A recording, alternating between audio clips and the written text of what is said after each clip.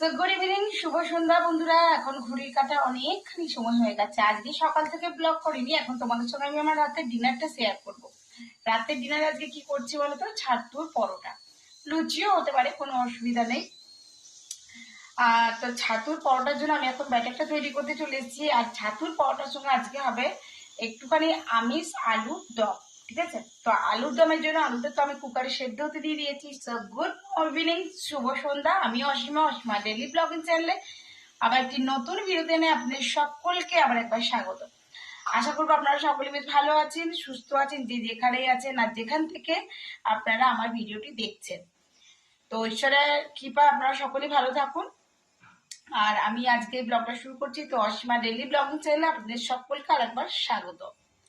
তো আমি এদিকে বসিয়ে দিয়েছি রাতের ডিনার। এই যে ছাতুটা দেখতে পাচ্ছেন, আমি এটা বন্ধুরা সিম্পলি দেখো, আমি ছাতুটা একটুখানি আমার ননস্টিক তাওয়ার মধ্যে দিয়ে দিয়েছিলাম। জাস্ট একটু গরম হয়েছে, গন্ধটা হবে এর মধ্যে, তখনই এটা কিন্তু নামিয়ে নিতে হবে। আমি কিন্তু গ্যাস অফ করে দিয়েছি, একবার দেখিয়ে দিই। দেখো গ্যাস অফ করে দিয়েছি।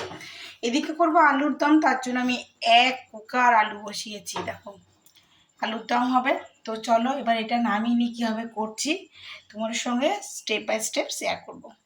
তো দেখো আমি এখানে ছাতুর মধ্যে হলুদ দিয়েছি। আমি এখানে একটু ভাজা মশলা, যেটা আমি বাড়িতেই তৈরি করে রেখেছি, সেই ভাজা মশলাটা আমি এখানে দেব। আর আপনারা চাইলে অবশ্যই আচারের তেল দিতে পারেন, বাট আমি আচারের তেল দিলে আমার মেয়ে খাবে না, আচারের তেলটাও খেতে পারে না বা আচার খেতে পারে না।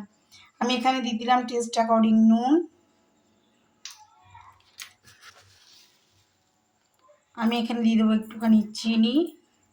আর আমার এই যে ভাজা মশলাটা দেখলেন, এর মধ্যে কিন্তু আমার লঙ্কা দেওয়া আছে, তাতে ঝালটা হয়ে যাবে। আপনারা অবশ্যই ঝালটা আপনাদের টেস্ট অ্যাকর্ডিং করে নেবেন। নুন চিনি দিয়ে দিলাম। এবার আমি প্লেন একটু জল দিয়ে আর একটু এটা কাঁচা সরিষার তেল দেব, তার দিয়ে আমি এটা মেখে ফেলবো। আমি এখানে আচারের তেল ইউজ করব না। আমি দিয়ে দিলাম। এবার একটু দিয়ে দেবো জল। তারপর এটা বেশ আট করে মেখে নিয়ে আমি আপনাদের সঙ্গে আবার শেয়ার করে দেখাচ্ছি। এতেই আমার আট করে মাখা হয়ে যাবে। যেহেতু আমি এখানে আজকে জোয়ান দিইনি, তার জন্য আমি একটুখানি হিং ইউজ করলাম, একদমই অল্প। তো আমি এখানে চপারে দুখানা পেঁয়াজ চপ করে নিয়েছি, অর্ধেকটা রেখে দিচ্ছি আমি আলুর দমে দেবো বলে।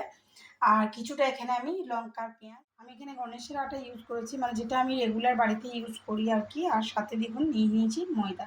আটা ময়দা দুটো মিলিয়ে আমি পরোটাটা করবো, কচুরি যাই হোক। আর এখানে পুরটা তো একদম রেডি হয়ে গেছে। তো চলুন এটা ঝটপট মেখে নিই। এতে দেবো আমি পরিমাণ, একেবারে মাখা হয়ে গেছে দেখুন, না খুব নরম না বেশি শক্ত। ঠিক আছে, এরকম করে মেখেছি। এখানে তো পুরটা রেডি দেখালাম।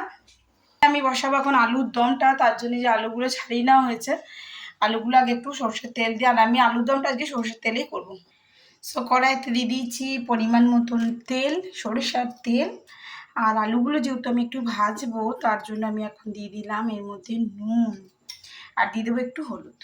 তেলটা খুব ভালো করে গরম হয়ে গেছে। আমি চপারে যে পেঁয়াজ আর কাঁচা লঙ্কাটা চপ করে রেখেছিলাম, সেটা দেবো, কিন্তু একটু পরে দেবো। আগে আমি আলুগুলো একটু ভেজে নেব। আর আলুগুলো আমি একটু কাঁটা চামচের মাধ্যমে একটু কোট করে নিয়েছি, যাতে মশলাটা ভালো করে ভিতরে যায়, তার জন্য। তো চলো দেখো আমি ঝটপট আলুগুলো ভেজে দেবি। তেলটা কিন্তু বেশ ভালো গরম করে নিয়েছি। তারা এরকম গোটা গোটা আলু দম খেতে খুব ভালোবাসো, অবশ্যই আমাকে কমেন্ট বক্সে জানিও। এত তীব্র গরমে আমি এখন করছি তোমার ছাতু পরোটা। শাশুড়িমা বলছিল মুখে পরোটা খাবো, তো তার জন্য করে দিলাম।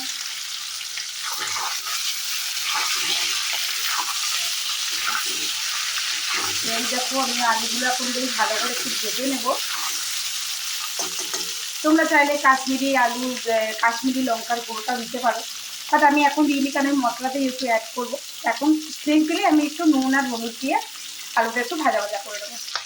তো দেখো বন্ধুরা, আমি কিন্তু লাল লাল করে আলুগুলো আগে ভেজে নিচ্ছি। এবার ভেজে নেবার এটা ভাজাটা হোক, ততক্ষণে আমি একটা মশলা তৈরি করে নিচ্ছি। আর মশলাতে দেখো আমি একটু আদা পেঁয়াজ রসুনের পেস্ট দেবো। এখানে আছে তোমার লঙ্কা আর কাঁচা লঙ্কার পেস্ট। ঠিক আছে, আমি আজকে টমেটো যেহেতু ইউজ করছি না, তার জন্য আমি একটু ইউজ করবো।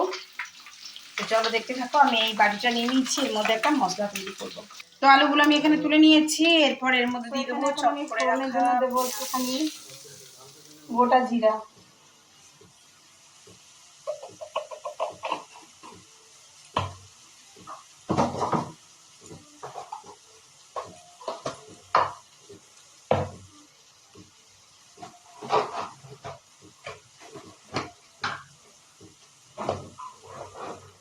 সাথে দেবো শুকনো লঙ্কা আর একটি তেজপাতা। দেওয়ার পর আমি ভালো করে পেঁয়াজটা ভেজে নেব।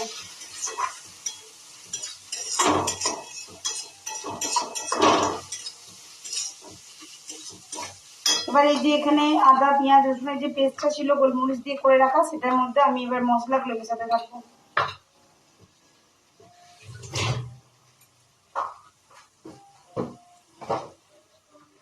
তো দিয়ে দিই জিরে গুঁড়ো, কাশ্মীরি রেড চিলি পাউডার আর 1 চামচের মতন ধনে গুঁড়ো। আর ওই যে একটুখানি দেখছো ওটা হলো আলুর দমের মশলা, রেডি টু কুক। ঠিক আছে, তো চলো এবার একটু মিশিয়ে নেবো। মিশিয়ে নেওয়ার পর আমি লাস্টে দইটা মিলাবো। ঠিক আছে, এক হাতে পাচ্ছি না, এমনি আমার হাতে ব্যথা। তো এদিকে দেখো, এদিকটা প্রায় ভাজা ভাজা হয়ে এসছে। আর এখানে বন্ধুরা আমার পরোটা বেলা রেডি, মানে ওখানে হয়েছে একদম রেডি। সাইডে আমি বসিয়ে দিয়েছি পরোটা ভাজতে। তো আগে পরোটাগুলো শেখা হোক, তারপর ভেজে ফেলে। কিন্তু আমার পরোটাগুলো ভাজা হয়ে গেছে একদম। আর ওদিকে দেখতে পাচ্ছ আলুর দমটাও রেডি, কিছুটা ভাজা হয়ে গেছে, ক্যাসারোলে ভরে দিয়েছি।